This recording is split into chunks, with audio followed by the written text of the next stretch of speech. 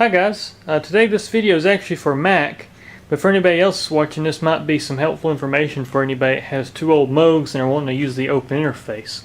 Because that's what I'm going over today. I'm actually going to show you how to interface two vintage Moogs together.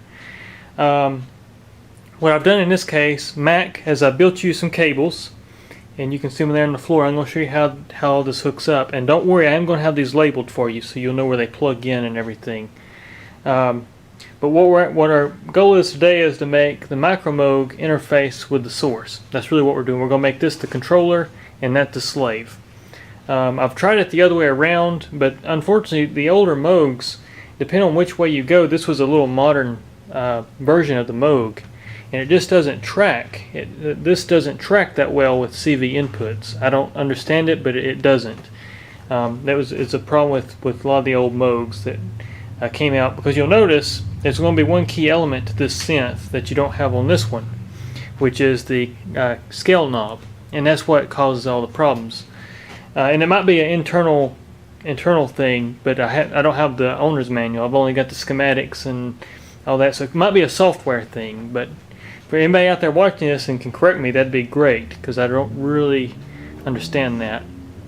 And even on the memory Moog, you've got a scale and range adjust for your external synthesizer output. So this is something very odd, very different from what I'm used to. But anyways, enough talking here. I'm going to go over here and show you how to hook this up. Alright, so Mack, what we've got first, I'm going to show you how to hook up the trigger. This cable here, you'll notice it's got a weird end on it. And this is called a Synths Jones connector, which was what Moog used on the mini Moog, the poly Moogs, as I've got down there. You know, the micro Moogs, a lot of the early Moogs used the Synths Jones plug, even the old modular stuff used the Synths Jones.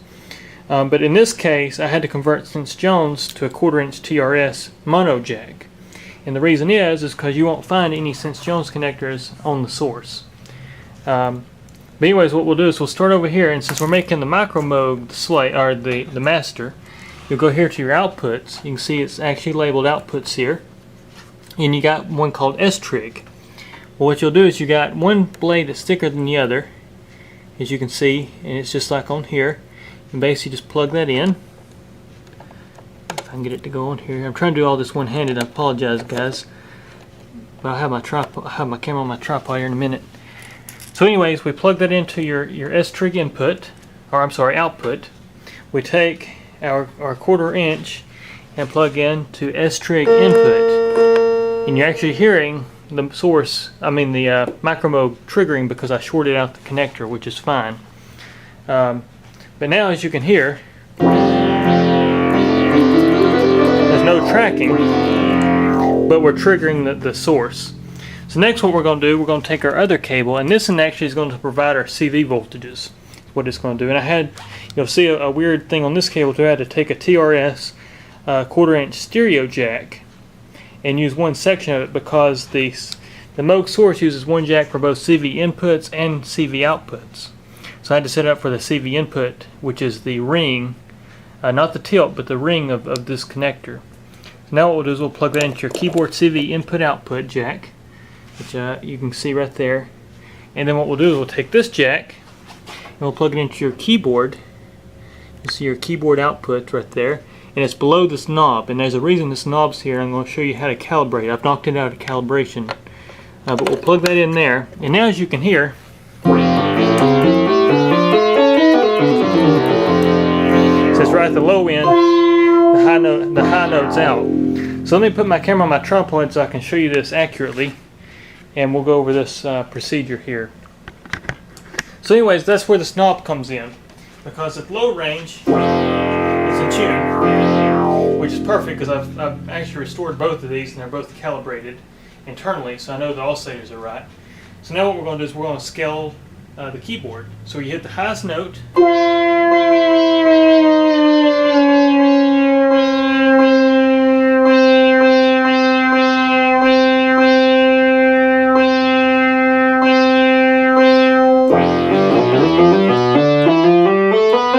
there you go. And now it's calibrated. You can go down your octaves.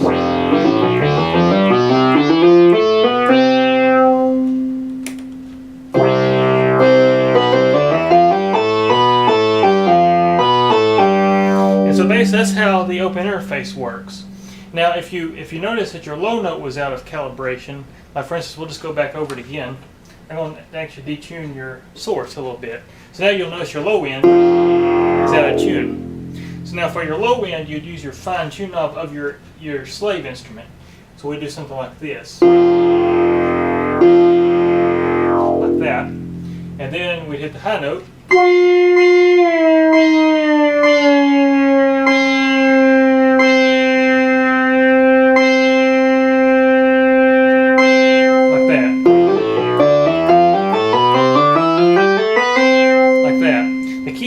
With the open interface is always make sure your master is in tune before you do all that, or else everything's just going to be shifted out of tune. The other thing is too, is that since like the micro Moog starts with ELF, you have to make sure you start with ELF on this synth. If you start with any other tuning and note, for instance, I just hit a C sharp. If I started with something, let's say like G. If I hit G, everything's going to be offset on that keyboard. So if you're using a system and you're not familiar and something just doesn't sound right, and you got a limited range on your fine tune, always make sure that the note is triggered that your keyboard starts with at your master, because that basically is your range of control voltages right there. So we hit the ELF, and then once again. And now what you can do too, and I've explained this on another video where I show these two instruments, but let's say you want to do a scaling upscale on this synth. All you got to do is hit a higher ELF note. So now we hit the highest note.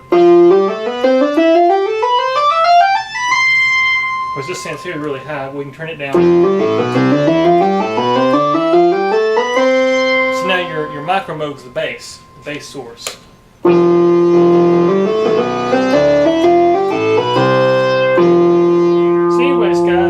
Open interface system. I just wanted to go over that for Mack, the owner of these, and also for anybody else that might be curious. I know I've talked a lot about the open interface system, but I never have really showed you how it interconnects.